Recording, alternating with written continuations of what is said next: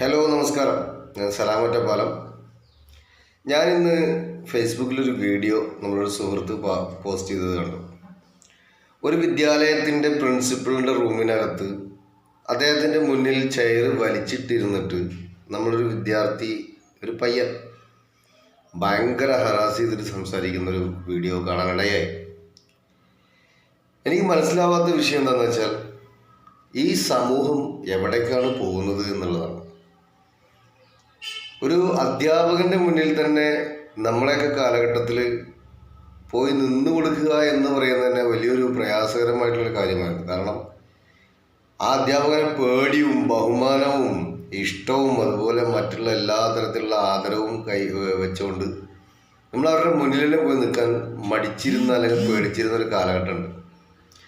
എന്നാൽ ഇന്നത്തെ വിദ്യാർത്ഥി സമൂഹം ഇത്തരത്തിലുള്ള ഒരു നിലപാടുമില്ലാതെ അധ്യാപകനോടാണ് സംസാരിക്കുന്നത് എന്നുള്ള ഒരു ബോധം പോലും ഇല്ലാതെ വളരെ മോശമായിക്കൊണ്ട് ആ അധ്യാപകൻ്റെ മുന്നിൽ നിന്ന് ഈ വിദ്യാലയത്തിൽ നിന്നും പുറത്തിറങ്ങുന്ന സമയത്ത് ഞാൻ നിങ്ങളെ കൊല്ലും, പണി തരും എന്നുള്ള തരത്തിലുള്ള സംസാരങ്ങളൊക്കെയാണ് കേൾക്കാനിടയായത്. ഞാൻ ആ വീഡിയോ ഇതിനകത്ത് ഷെയർ ചെയ്യാൻ ഉദ്ദേശിക്കുന്നില്ല, കാരണം അത് അദ്ദേഹം പോസ്റ്റ് ചെയ്തൊരു വീഡിയോ ആണ്.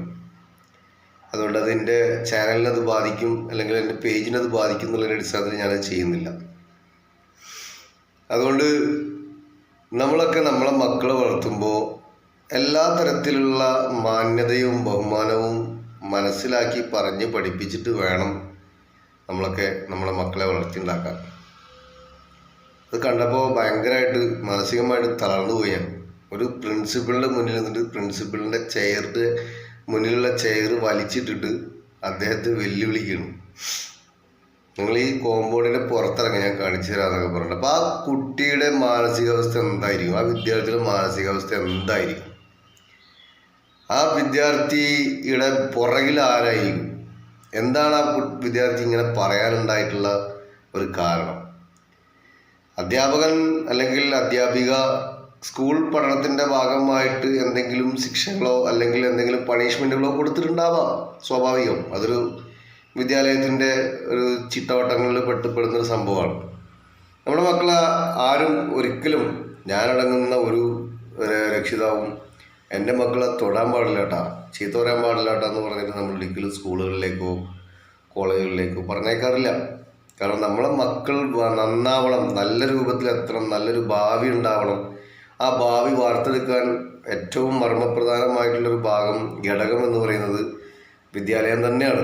ആ ക്യാമ്പസുകളിൽ നിന്ന് കിട്ടുന്ന പഠനത്തിനോടനുബന്ധിച്ച് അല്ലെങ്കിൽ അതിനോടൊപ്പം നമ്മുടെ സപ്പോർട്ടും കൂടി ഉണ്ടാകുമ്പോൾ മാത്രമാണ് ഒരു വിദ്യാർത്ഥിയായിട്ട് സമൂഹത്തിലെ ഏറ്റവും നല്ല വ്യക്തിത്വത്തിന് ഉടമയായിട്ട് മാറാൻ കഴിയുകയുള്ളൂ. ഞാൻ പറയുന്നത് ജോലിയും കൂലിയും മറ്റുള്ള കാര്യങ്ങളൊന്നുമല്ല, അതൊക്കെ അതിന് അപ്പുറമുള്ള കാര്യങ്ങളാണ്.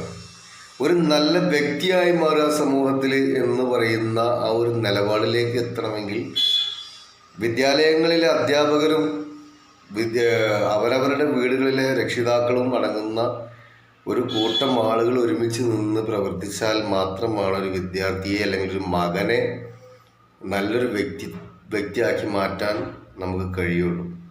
എന്തായാലും ഇന്നത്തെ വീഡിയോ ഭയങ്കരമായിട്ട് മാനസികമായിട്ട് വല്ലാതെ തളർന്നു ഞാൻ കണ്ടപ്പോൾ. അപ്പോൾ എന്തായാലും നമ്മുടെ മക്കളൊന്നും ആ രൂപത്തിലേക്ക് പോവാതിരിക്കട്ടെ. അങ്ങനെയുള്ളൊരു മക്കളാണ് നമ്മുടെ മക്കൾ എന്നൊന്നും ഞാൻ അവകാശപ്പെടുന്നില്ല. പക്ഷേ വരും കാലങ്ങളിൽ അവർക്ക് നല്ലൊരു ഭാവി ഉണ്ടാവട്ടെ, അതിനുവേണ്ടി നമ്മൾ പ്രയത്നം മാറ്റിവെക്കുക, നമ്മളവരെ ശ്രദ്ധിക്കുക എന്നൊക്കെ ഈ ഒരു കാര്യങ്ങൾ പറയാറുള്ളൂ. പക്ഷേ എന്നിരുന്നാലും ഈ വീഡിയോ ഭയങ്കരമായിട്ട് എല്ലാവർക്കും, കാണുന്നവരും കണ്ടവരൊക്കെ ഈ മാനസികമായിട്ട് വല്ലാതെ തളർന്നിട്ടുണ്ടാവും എന്നുള്ളത് യാതൊരു തർക്കവുമില്ല. ഓക്കെ, എന്നാൽ ഇതൊന്ന് പറയണം, നിങ്ങൾക്ക് മുന്നിൽ നിങ്ങളെയൊക്കെ ഒന്ന് അറിയിക്കണമെന്നൊരു ആഗ്രഹം ഉണ്ടായിരുന്നു. Thank you.